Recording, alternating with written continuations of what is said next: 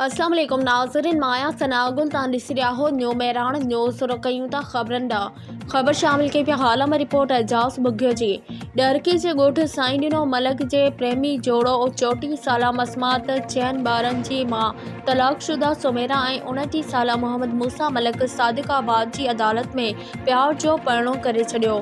मसमात सुमेरा ऐं मोहम्मद मूसा मलक बिडशा press club ते साफ़िन अॻियां तहफ़्फ़ुज़ जी अपील कंदे ॿुधायो त मुंहिंजो पहिरियों मुड़ुसु मारकुट कंदो रहंदो हो, जंहिंखां मजबूर थी मूं तलाक वरिती।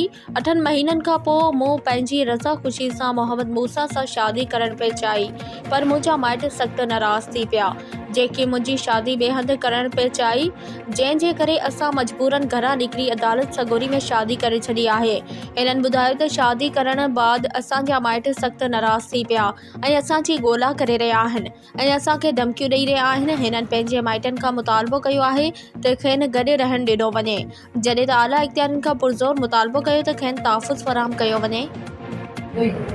ये बात इनकी कसूर का भी कोने, असा वट कुछ भी कोने, ये कपड़ा इन मावट जेका पाए या ना मावट कुछ भी कोने ना के कोई भी इंसान। अच्छा पोया ताजे मथा का एनसी वगैरह कराई त एनसी करान कुछ भी करान मावट कुछ भी कोने, मां पाजे धंधे का इन्हीं कपड़न में आई या ना पैसो ना पाए ने के कुछ भी कोने ना के जो खुदे मां इन्हीं कपड़न में आई या देखो तमा हां कैसा शादी कयो? मां मूसा मोहम्मद मोहम्मद से शादी कयो। ता रजा खुशी माना खुश रहो ता ना? खुश आया, रजा खुशी सा कया नहीं।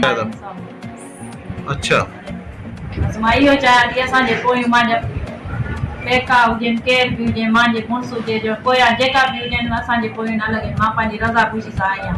ॿुधो ई उहो बि चवनि था जेको त पूरो इंतज़ाम आणनि था, जेको त हा अॻुवां जो केस आणनि था, चवनि था ज़ोरी वई आहे, ज़ोरी न वई आहे, मां पंहिंजो हक़ निकाह कयो आहे। ॿुधो ई न मूंखे ज़ोरी खणी बि आयो आहे, मां पंहिंजा 3 ॿार पाण वठी आई आहियां।